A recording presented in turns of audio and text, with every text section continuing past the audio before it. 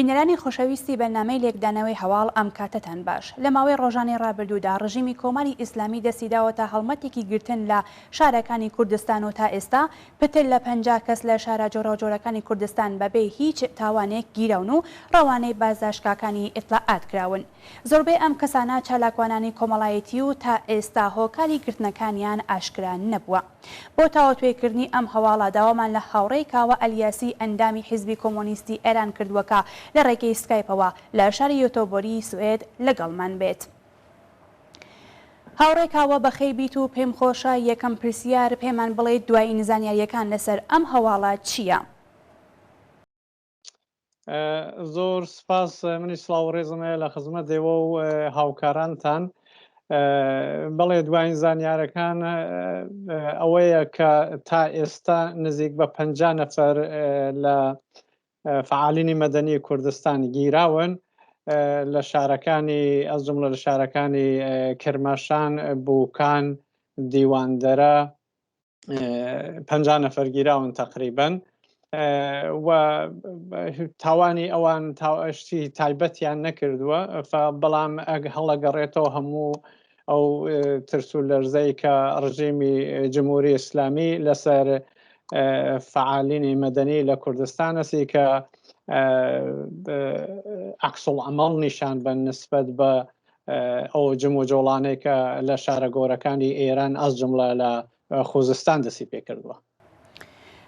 بەڵێ ڕژیم بۆچی لەم هەلومەرجەدا کە لە چەند شاری گەورەی ئێران دەرگیری و ڕاپەڕینی خەڵک سەری هەڵداوە دێت و لە کوردستان دەستەدات بەم کردەوەیە؟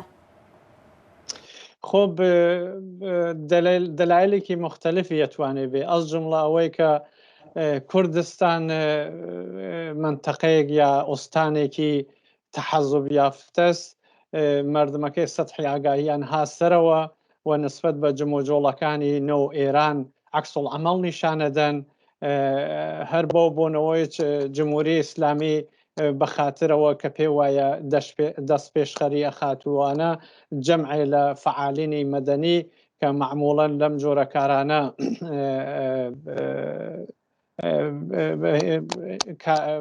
ابتکار عەمەڵیانەیە، کارایەکی تایبەت دەکەن و تاکتیکایەکی تایبەت نسبەت بەم جموجۆڵانە یا احترازاتە ئەخەنە بەئیسڵاح بەردەست خۆیانەوە یا کەتێ کاری پێوەکەن. جا بۆ بۆنەوە جمهوری ئیسلامی هاتکە بە ئیسڵاح بە بگیر و ببەندی لە سریە لەم فعالینە مەدەنیانە گەرەکیە بە ئیسڵاح جامعەی کوردستان دووچار ڕۆبوو وەحشەتکە کە نەتوانن عەکسوڵعەمەڵ نیشان بن نسبەت بۆ مەسایلە. بەڵام ئەوەی کە مهمە شتایەکی تریش کە توانێت فاکتۆرایەتر دۆر بگێڕێ لە مەسەلە ئەوەی جەوەسە مردمی کوردستان لە توولی تاریخی عمری جمهوری ئیسلامیە جواویان نەبووە بە جمهوری ئیسلامی، مبارزەیان کردگە بەرعەلەی جمهوری ئیسلامی، هەرگیز متەوەهم نەبووگەن و ئەحزاب و سیاسی کارەکانی ئێرانیش هەمیشە کوردستانیان بە منتەقەیەکی ئەمن بۆ خۆیان زانیوە بۆ فعالیەتکردن و خۆیان و ئەس جملە وەختی ئەگەیتە مەراحلێکی وا لە شارە گەورەکانی ئێرانە جموجۆڵ دەست پێیەکات یا کەتێ مردم محتەرز ئەبن ئەس جملە لە خۆزستانی سە بەخاتر مەسەلەی کەماویوانە خۆ ئەزانێ کوردستان شوێنێکە کە ئەتوانێت دەور و نەخشی تایبەتی لەم جۆرە بە ئیسلام مەقتەعانە. بەڵێ ئایا ئەگەر ئەیانەوێت بەم شێوەیە خەڵکی کوردستان چاوترسێنکان دەستکەوتێکی دەبێت بۆیان؟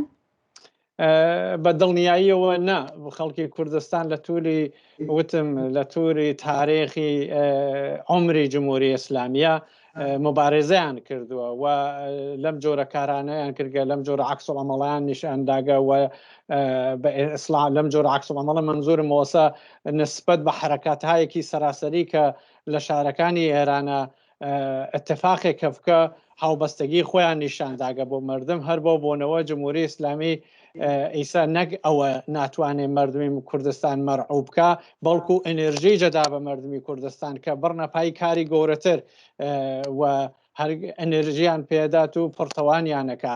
کوردستان بە 7-8 نەفەر فعالیەتی مەدەنیەوە نەبەسریاوەسەوە. کوردستان فتەوتر فرەتر لەوە بە سەدان و هەزاران فعالی هەیە کە لە حاڵ حازرا بنا بە دەلایلێ خۆیان ڕوو نەکردووە، لازمی نابینن. وەگەنە کوردستان ئەوە نییە کە جمهوری ئیسلامی بە ئیسلاح پێوابێ بە گرتنی 50-60 فعالی مەدەنی بتوانێت کۆنتترۆلیکە.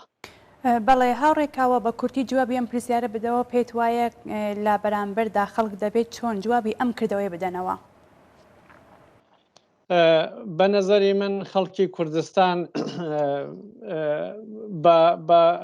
بە گرتنی ئەم چەند فعالە مەدەنیە کە ئینسانهایەکی خۆشناون با ئۆتۆریتەن لەنەو جامیعەی کوردستانە خەڵک ئەتمینانی هاپیان ناوێ بە ئیسلاح هەروە لە ماڵات دانیشن و هیچ حرەکەتێک نەکەن. ئەشێ لە ئەقیاسی گەورە لە مەقیاسی گەورە بێنەمەیان بۆ ئەوەی کە ڕژیم نەک هەر نەتوانێت لەوە زیاتر دەستدرێژی کاتە سەر خەڵکی کوردستان سەر فعالینی مەدەنی، بەڵکو حتا بۆ ئازادی ئەوانێکە هەوڵ و تەقالا بن و ئیجازە نەدەن بە ڕژیم کە حکومهایەکی بە ئیسلاح لەو حکومانەکە لە ڕابردووە شاهدی بووگین بەسەر فعالینی مەدەنی کە بدونە هیچ دلیلی سەپاندگە بسەپێنێ و لە ئەسرع وەختا هەوڵ و تەقالا بن بۆ ئازادکردنیان.